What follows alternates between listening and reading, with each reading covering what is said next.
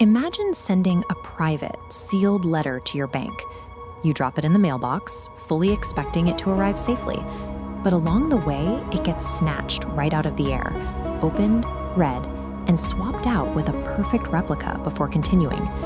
The chilling part of this scenario is that the delivery still goes through. You never notice anything wrong. Your bank never notices.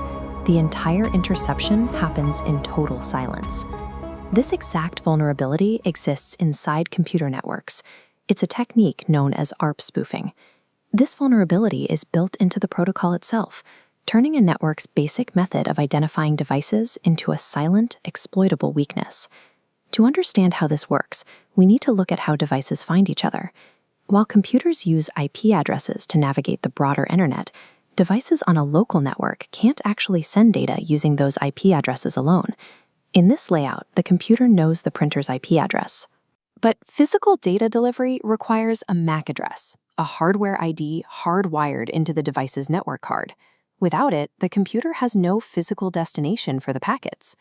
To bridge that gap, networks use the Address Resolution Protocol, or ARP. The computer broadcasts a message asking, "Who has this IP address?" And the target device, in this case our printer, responds with its specific MAC address. The computer then saves this verified pairing into a local directory, known as an ARP table, ensuring it knows exactly where to send the data next time.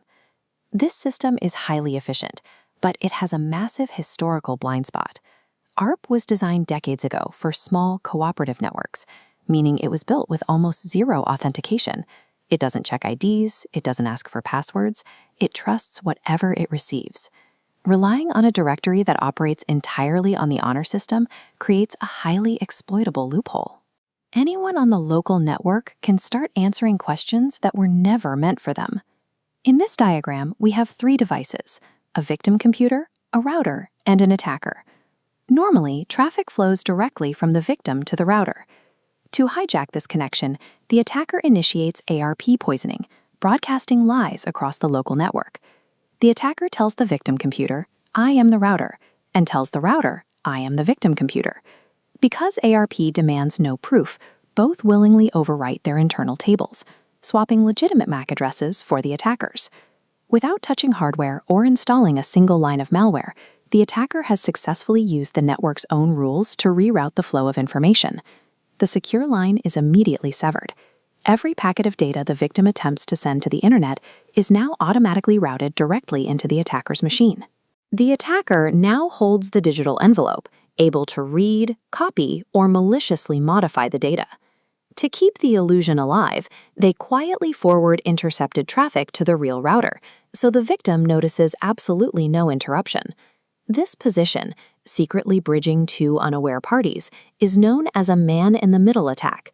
By simply manipulating the foundational address directory, a threat actor gains total, invisible control over a target's connection to the outside world. Fortunately, network administrators aren't powerless against this. Modern enterprise networks have several ways to lock down this inherent flaw. One major defense is dynamic ARP inspection, or DAI. As we see here, a network switch acts as an active gatekeeper.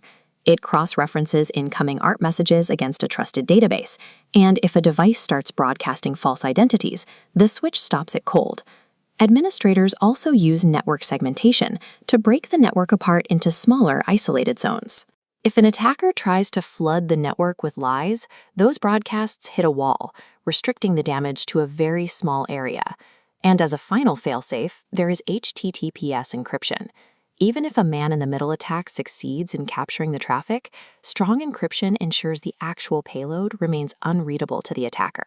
All of these countermeasures are part of a broader shift toward zero trust, a modern security standard where no device gets the benefit of the doubt just because it's plugged into the wall. If you are stepping into a cybersecurity role or working as a SOC analyst, part of your job is looking out for the telltale signs of these attacks in real time. You have to watch the dashboards for anomalies.